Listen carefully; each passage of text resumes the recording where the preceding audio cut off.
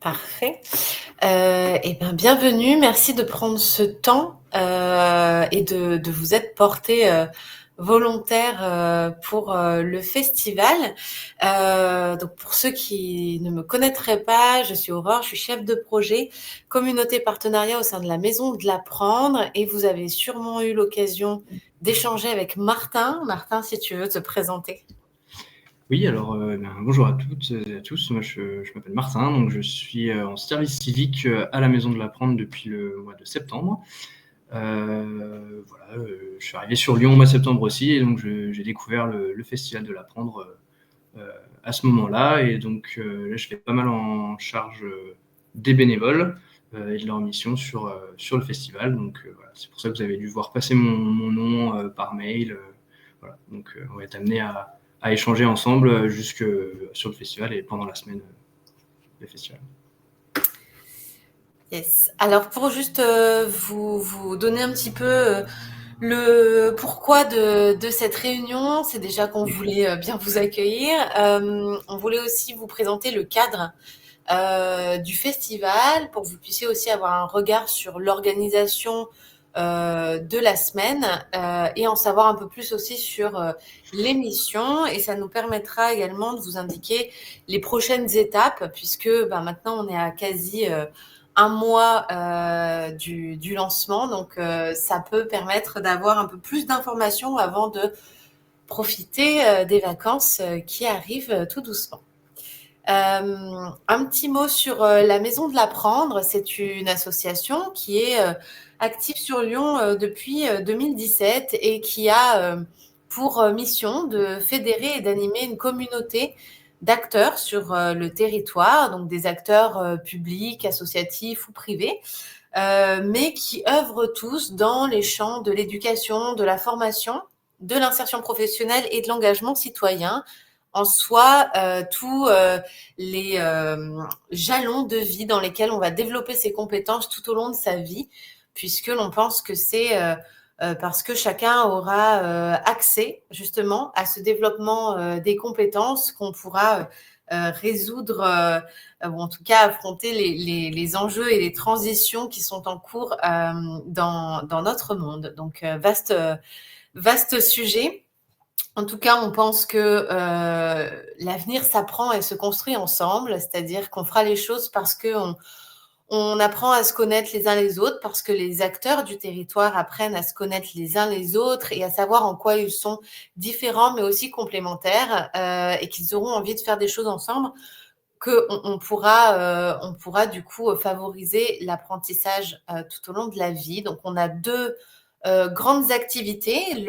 Le premier pilier, c'est l'animation de communauté, donc dont fait partie le Festival de l'Apprendre, qui est notre temps fort annuel.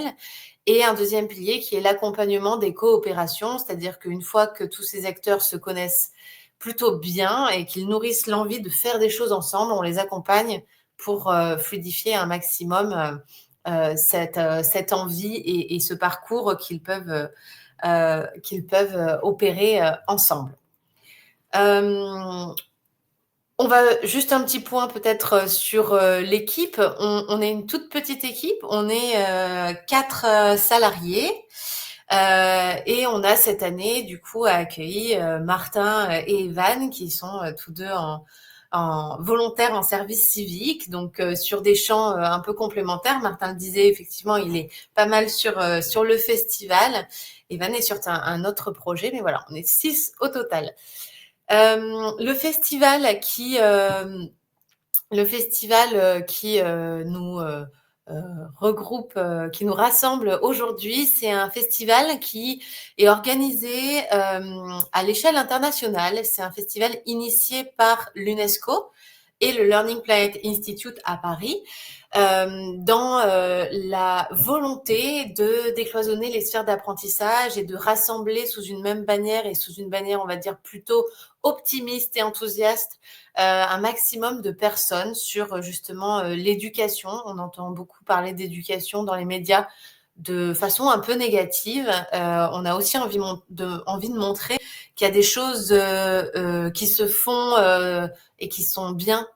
Donc on veut mettre en lumière ces acteurs qui agissent positivement pour le développement des compétences. Donc c'est un festival qui a lieu dans plus de 180 villes tout au long sur une semaine en fait, tous les ans, dernière semaine de janvier. Et à Lyon, c'est donc la Maison de l'Apprendre qui coordonne l'organisation de ce festival. Il y en a également dans d'autres villes en France, et on accompagne aussi ces territoires pour qu'ils puissent développer leur festival. On va également chercher chaque année le haut patronage du ministère de l'Éducation. Ça, c'est un gage qui nous permet de montrer à la communauté enseignante et à l'académie que c'est un festival qui se veut complémentaire à ce que fait l'Éducation nationale. C'est pas un festival qui est en marge, mais c'est vraiment un festival où les acteurs également de l'Éducation nationale sont invités à participer. La thématique, elle est chaque année la même, c'est apprendre à prendre soin de soi, des autres et de la planète, puisque ça nous semble être un cercle assez vertueux, et on aura l'occasion de le voir, mais on a des parcours thématiques sur le festival. Donc on a 13 parcours thématiques qui chacun permettent d'adresser l'un de ces trois piliers. Donc une semaine d'événements en distanciel ou en présentiel, qui ont lieu dans les locaux des structures qui participent, dans des locaux de partenaires, et deux temps forts, la journée des professionnels qui a lieu à la métropole de Lyon le mercredi 24, qui là pour le coup est un temps qu'on va un peu plus porter nous, Maison de l'Apprendre, puisqu'on est vraiment sur un événement physique qui dure toute une journée, et un autre temps le samedi plutôt dédié aux familles et aux adultes qui souhaiteraient développer leurs compétences, qui aura lieu cette année à la Maison de l'Environnement dans le 7e arrondissement de Lyon. Pour vous donner juste quelques informations chiffrées, le festival l'année dernière, c'était 31 événements. Je crois qu'on est à 150 cette année. 230 intervenants partenaires et 3600 festivaliers. Donc, vous allez pouvoir comprendre pourquoi on a vraiment besoin d'une communauté de bénévoles sur cette semaine. Et puis, pour ceux qui ne connaîtraient pas, on va juste vous mettre le petit film d'1 minute qui parle du festival et qui va vous permettre aussi de saisir, j'espère, l'ambiance que vous pourrez y retrouver.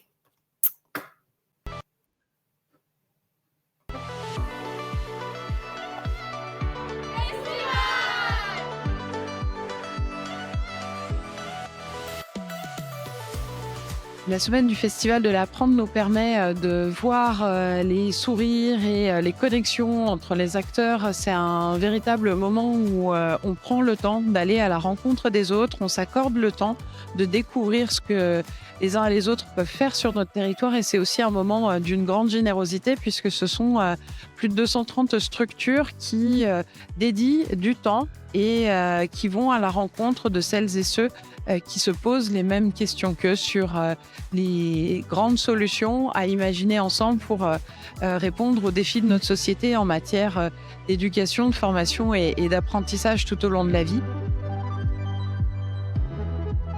C'est aussi un moment où on peut faire le bilan de l'année qui s'est écoulée et célébrer de manière collective, mais aussi introspective, un retour en arrière sur les grands temps forts de l'année qu'on a pu partager.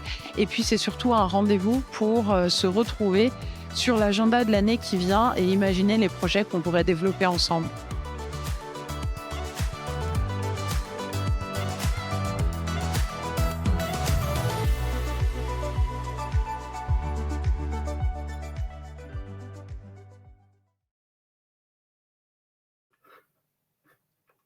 Voilà, on s'est dit que c'était une bonne façon de vous montrer ce qui se passait sur le festival. Très rapidement, peut-être que vous avez déjà eu l'occasion d'aller sur le site qui est maintenant actif. On a donc 6 jours de festivités. On a un public qui va de 0 à 99 ans. En tout cas, on a une programmation qui est vraiment dédiée plutôt professionnelle, puis une programmation tout public et une programmation enfant. Vous pouvez retrouver ici les 13 axes thématiques, parcours thématiques dont je vous parlais précédemment et qui vont en fait guider toute la programmation de la semaine. Et c'est un festival où on a aussi envie d'apprendre, mais d'apprendre aussi en s'amusant. Donc on a pas mal de formats un peu différents qui permettent aussi du coup à chaque structure qui se mobilise pour construire, pour faire partie de la programmation du festival, de pouvoir aussi s'adapter à ce qu'elle a envie de proposer.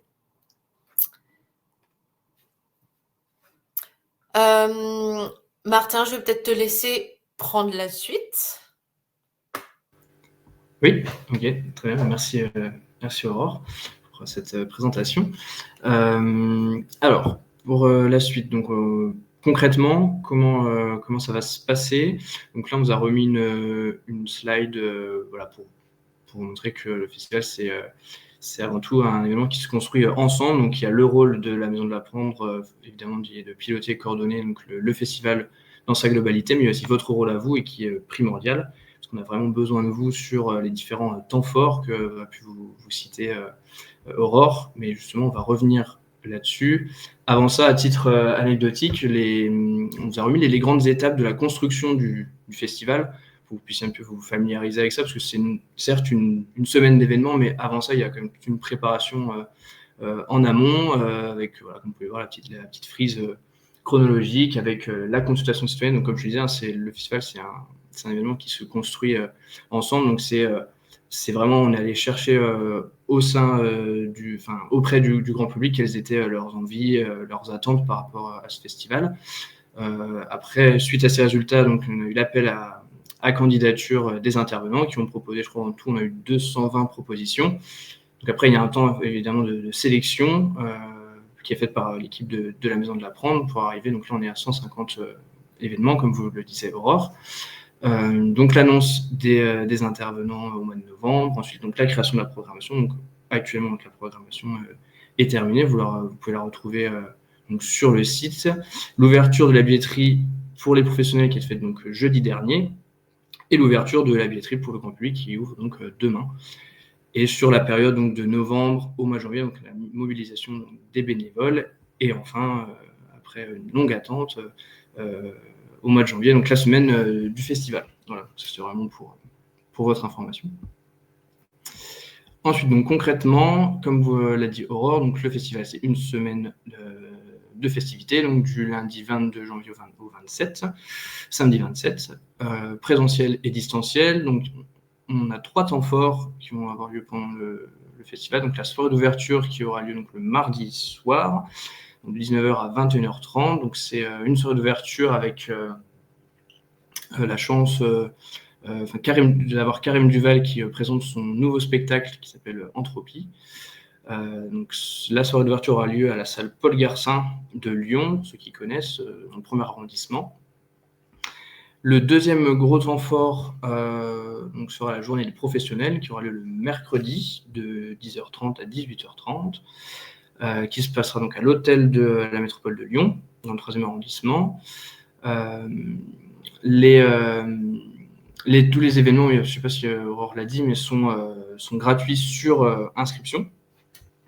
Donc pendant cette journée professionnelle, donc, il y aura un premier temps donc, le matin avec une table ronde d'ouverture, un déjeuner partagé donc, le midi, surtout le midi, et l'après-midi, donc différents ateliers, conférences, table ronde, tout ça, donc sur l'après-midi.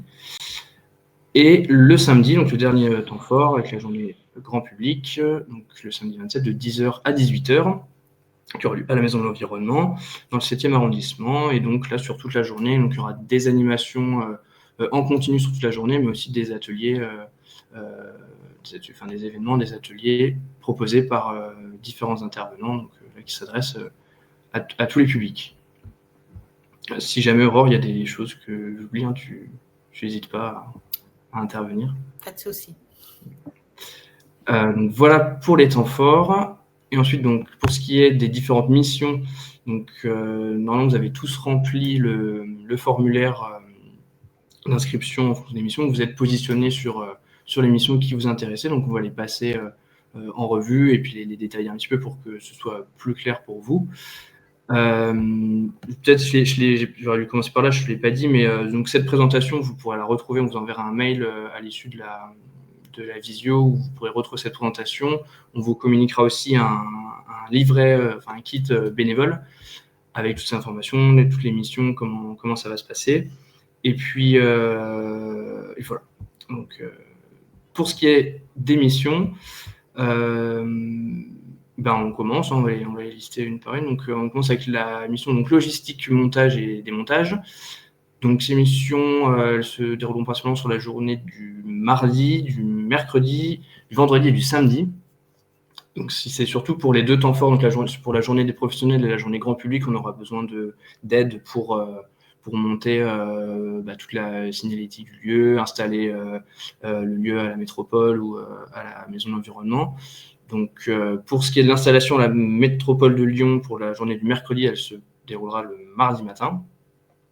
Le démontage donc, se fera le mercredi soir à l'issue de la journée. Pour le montage à la maison de l'environnement pour la journée du samedi, donc elle aura lieu le vendredi après-midi, je ne dis pas de bêtises, et donc le démontage le samedi soir.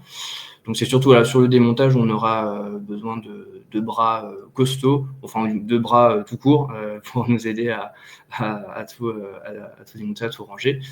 Donc voilà, c'est 4 à 6 personnes par créneau. Voilà, donc après sur la tâche, je vous l'ai dit principalement. Voilà, transport de matériel, mise en place, rangement de la scénographie et signalétique, répartition, rangement de petit matériel dans les salles pour les ateliers. Voilà pour ce qui est de la mission de logistique, montage, démontage.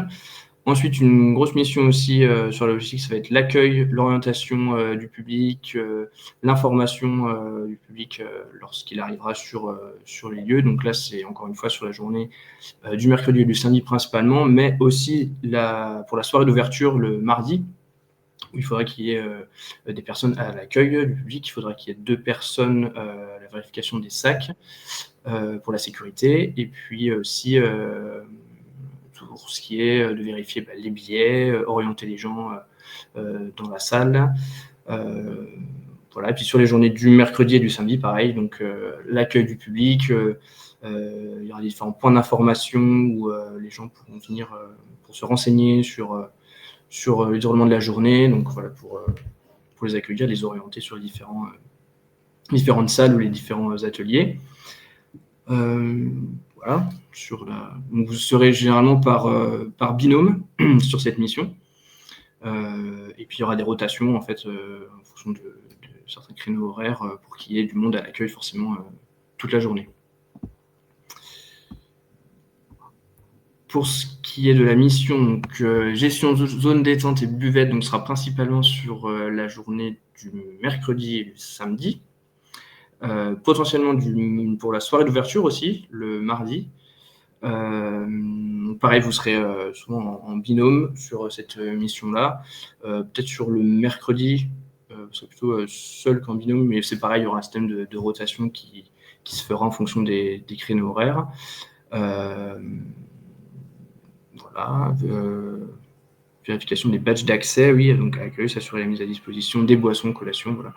C'est vraiment de la petite buvette, hein, c'est pas quelque chose de très consistant, mais il faut quand même qu'on ait du monde pour assurer ce côté-là.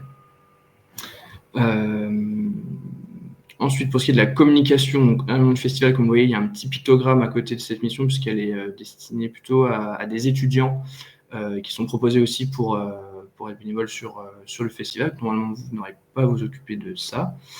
Pour ce qui est donc des vestiaires intervenants, donc ça c'est plutôt sur la journée du mercredi.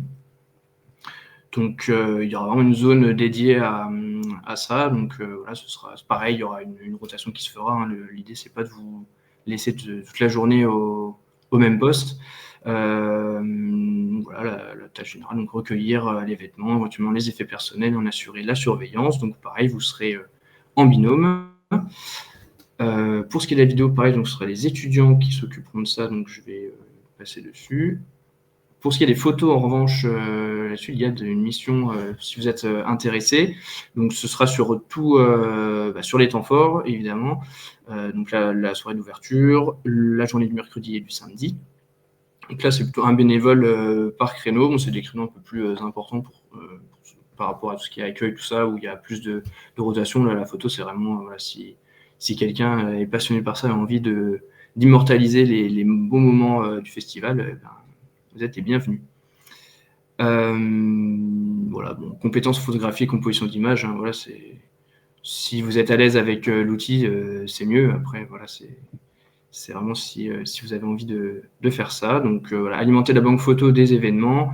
Donc ça, c'est des images qui seront évidemment utilisées par la suite pour le site, les réseaux sociaux, le bilan du festival. Donc voilà, c'est important d'avoir du monde aussi sur cette mission-là. Pour ce qui est du soutien technique et régis, je vais passer dessus parce que c'est des étudiants aussi qui vont s'en charger. Et enfin, donc, la mission de soutien aux intervenants qui va demander pas mal de mobilisation aussi. Alors, la mission de soutien aux intervenants, c'est vraiment que ce soit c'est sur toute la semaine, en présentiel et en distanciel. C'est-à-dire que vous pouvez être aussi bien soutien aux intervenants en visio, donc sur l'outil sur lequel on est actuellement, sur Global. Donc c'est vraiment venir assister l'intervenant si au besoin sur la mise en place de son atelier si c'est en présentiel ou l'aider avec l'outil informatique si c'est en distanciel.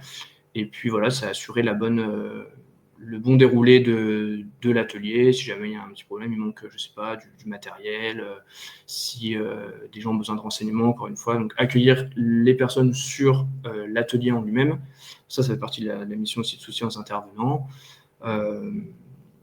Voilà, en cas de comportement gênant ou inapproprié, voilà, la demande de l'intervenant, vous avez la possibilité d'exclure un participant de l'atelier. Donc, attention, c'est quand même sérieux, hein, faut pas plaisanter avec cette mission de soutien aux intervenants. Voilà, alors au sujet de cette mission, vous allez avoir accès, on va vous envoyer donc l'accès à la programmation. Où vous pouvez voir et prendre connaissance des différents ateliers qui sont en présentiel ou distanciel sur toute la semaine. Et sur ces éléments-là, déjà vous positionnez si jamais vous êtes intéressé pour cette mission-là. Voilà. Ouais, en effet, l'idée, c'est aussi que vous puissiez profiter du festival, même si on adore hein, le fait que vous veniez nous donner un coup de main, mais c'est aussi se dire s'il y a des événements, par exemple, vous pouvez très bien être sur une mission d'accueil le mercredi sur la journée pro et avoir un événement en fait qui vous intéresse particulièrement. Auquel vous vous inscrivez aussi en tant que festivalier. Et comme ça nous permettra de bien mettre dans votre planning que sur ce temps-là, en fait, vous êtes soit festivalier, soit en soutien intervenant si vous souhaitez faire aussi une mission de soutien à l'acteur qui déroule son événement. Donc oui, effectivement, on vous enverra le tableau avec toute la programmation. Vous allez pouvoir voir dessus qu'on a qualifié les événements avec plusieurs niveaux de besoins. C'est-à-dire qu'il y a des événements qui n'ont pas du tout besoin de bénévoles, d'autres ont des besoins prioritaires ou secondaires. En priorité, l'idée, c'est sur cette mission de se placer sur les événements où il y a des besoins prioritaires. Et comme le disait Martin, c'est souvent soit des intervenants qui vont avoir un petit peu de besoin de soutien logistique ou dans leur animation, ou également avec l'outil informatique, on essaie de ne pas les laisser dans la difficulté. Donc l'idée, ce sera aussi de se placer plutôt là-dessus. Mais si vous êtes aussi, si vous participez en tant que festivalier aussi à des événements, il faudra bien nous dire, par exemple, dispo le mercredi après-midi, sauf de telle heure à telle heure, parce que je compte participer à cet événement. Mais ça, Martin vous le dira très bien dans le mail qui suivra cette visio. Peut-être que on peut aussi vous laisser la parole. Est-ce que c'était assez clair? Est-ce que vous avez besoin d'autres informations? Vous pouvez normalement activer vos micros si besoin. Donc, dans la petite barre en haut à droite, vous avez caméra, micro et lever la main. Donc, ou vous pouvez aussi nous dire que c'est OK. Comme ça nous donne aussi un peu une info. Merci pour les explications et c'était très clair. Et j'aurais des petites questions, mais peut-être que vous allez le dire par la suite, donc je vais attendre un petit peu, je pense. On arrive sur quasiment la fin, en tout cas du PowerPoint. Donc, on peut y aller sur les questions, vraiment. Ok, c'était par rapport... donc, on a mis nos préférences par rapport aux missions que vous avez données. Est-ce que, du coup, vous allez répartir, entre guillemets, selon les personnes, les tâches, etc. Ou alors, est-ce que c'est nous qui allons nous positionner plus précisément? Alors, on vous a demandé effectivement de pouvoir de positionner les missions par ordre de préférence. On va essayer au maximum de suivre cet ordre de préférence pour que ce soit le plus agréable pour vous. Après, les choses qui vont jouer, si on a deux personnes, non, mais en fait, cette situation n'arrive pas puisque généralement on a des besoins partout. Mais du coup, on suit votre ordre de préférence au maximum. D'accord, merci. Et concernant les horaires pour l'émission, etc., est-ce que je crois que vous les avez donnés peut-être au début? Les horaires, on pourra également vous partager. On a un petit planning de créneaux horaires. Un petit planning de créneaux horaires, notamment pour toutes les missions un peu logistique, l'accueil, la photo, la tenue de l'espace détente intervenant, des choses comme ça. Ça, c'est quelque chose sur lequel on peut vous donner aussi la visibilité. On vous aura placé, en fonction de ce que vous avez répondu, on vous aura placé sur certains créneaux. Ce sera à vous de nous dire si le créneau est OK pour vous ou s'il faut qu'on déplace ou qu'on échange aussi avec quelqu'un, en fait. Mais on fera on va dire une V1 que vous pourrez valider. Ok, d'accord.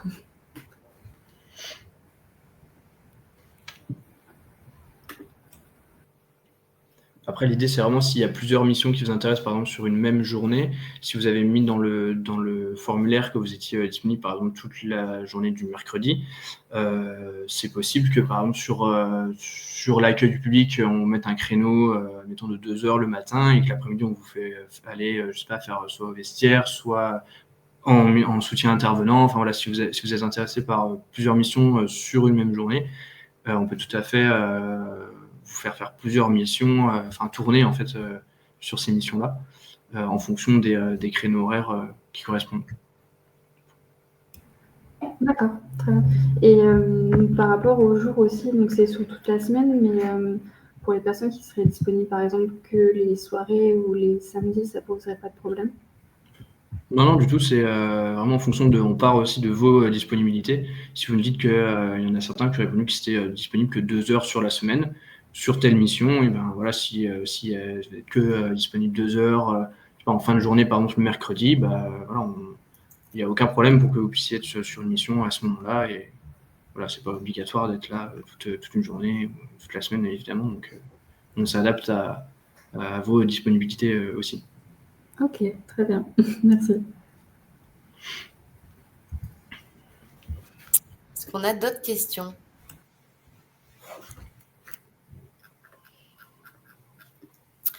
Alors, s'il n'y a pas de questions, je vais peut-être vous partager mon écran parce que je me dis que ça peut être bien qu'on vous montre aussi le tableau, enfin, du coup, les deux tableaux qu'on va vous envoyer. Alors, je fais une petite manip qui n'était pas prévue, donc désolée pour le petit temps de latence.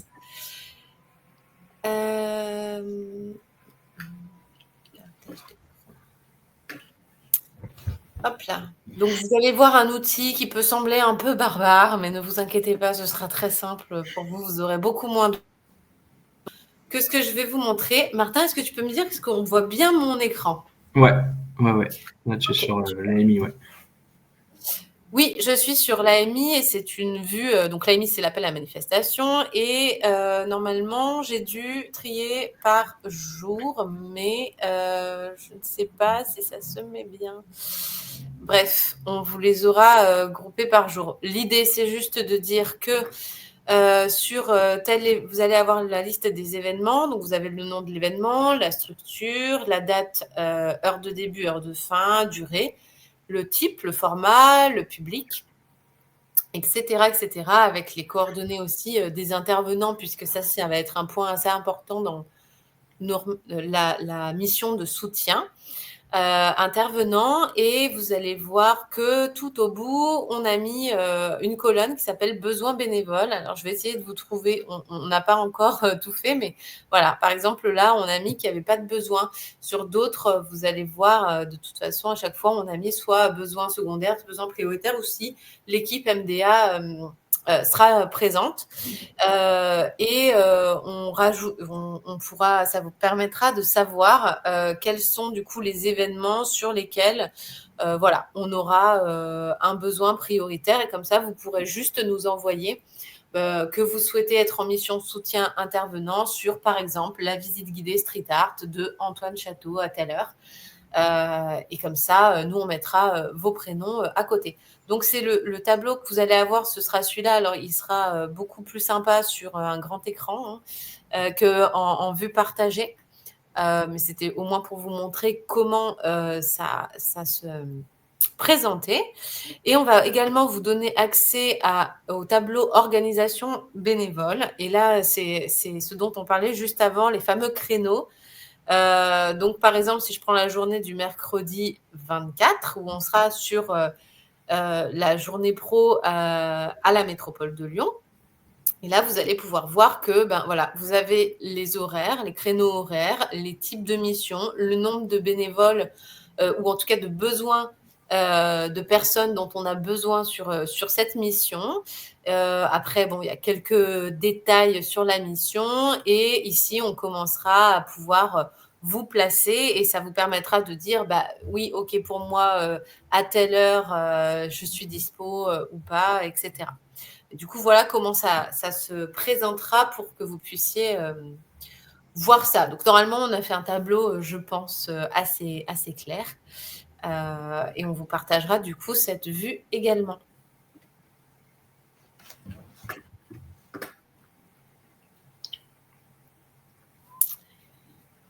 Est-ce que c'est assez clair pour vous tous? Vous pouvez aussi réagir sans prendre la parole avec les petites bulles. Ça nous permet de savoir.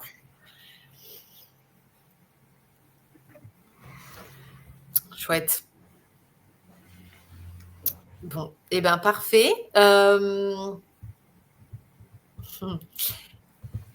Martin, est-ce qu'il y a des choses à rajouter, ou est-ce qu'on parle prochaines étapes? C'est bon pour moi, là-dessus, je n'ai rien à rajouter, mais ouais, on peut enchaîner la suite. Ouais. Du coup, pour la suite, vous allez toujours être en contact avec Martin. On va de notre côté là sur la fin de semaine. La fin de semaine, clarifier les besoins bénévoles des événements pour voir là où il y a un besoin important ou là où il n'y a pas de besoin pour les missions soutien intervenants. Ce qui nous permettra de vous envoyer ce lien. On va vous faire parvenir également le kit, comme le disait Martin, avec le livret qui reprend à peu près ce qu'on s'est dit aujourd'hui, mais voilà, peut-être avec des indications un peu plus spécifiques sur l'émission. On commence le placement pour les missions un peu plus logistiques, ou en tout cas sur les temps en présentiel qu'on va coordonner. Et on vous partage ça pour que vous puissiez du coup être en dialogue. À savoir aussi, peut-être ce qu'on n'a pas spécifié, c'est qu'on va mettre en place un groupe WhatsApp pour les bénévoles. Il y aura un groupe général sur lequel il y aura tous les bénévoles, ce qui nous permettra aussi de communiquer plus facilement entre nous. Et ensuite, on créera des sous-groupes par journée pour ne pas spammer tout le monde. Lorsqu'on demande un renfort à tel endroit, on fera des groupes par jour. On a également, on prend en charge le repas pour les bénévoles qui sont sur des missions sur la journée du mercredi et sur la journée du samedi, sur des missions qui sont sur le temps de repas du midi. Et enfin, on vous indique un peu plus, enfin, vous mettra à disposition vos plannings un peu personnalisés pour que ce soit aussi plus lisible pour vous de savoir où vous vous trouvez, quand et sur quelle mission.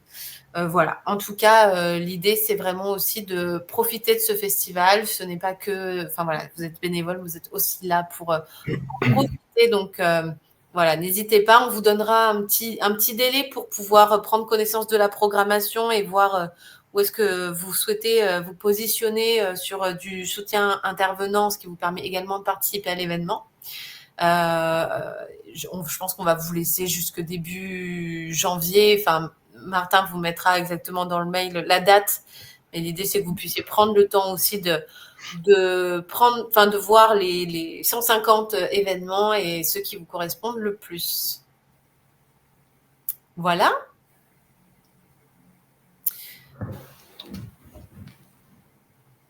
On n'a toujours pas de questions. Bon. Eh bien, nous aurons été très, très rapides. On mettra également en replay cette visio. Et puis, d'ici là, on reste disponible pour tous ces échanges. Et on n'hésitera pas aussi à vous faire parvenir, pourquoi pas, un petit kit com si vous souhaitez parler autour de vous aussi du festival. Ça peut être sympa et ça peut être aidant aussi.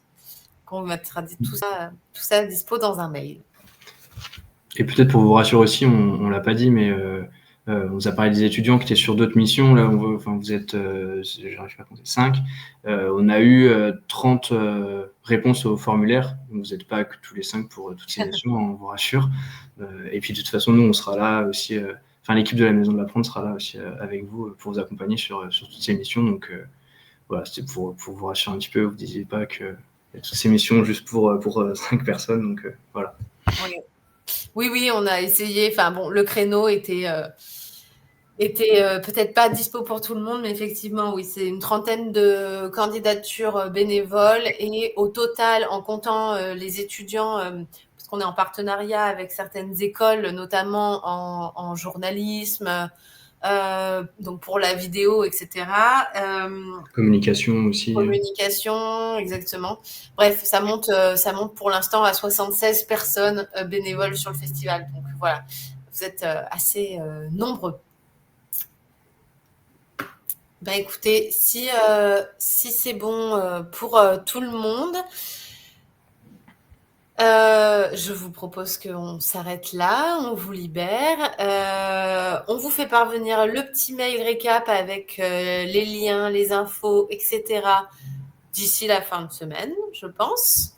On devrait être bon et on reste disponible si besoin d'ici là. En tout cas, merci beaucoup pour votre temps et pour votre mobilisation d'avance. Merci beaucoup. Merci beaucoup. Bonne soirée. Bonne soirée.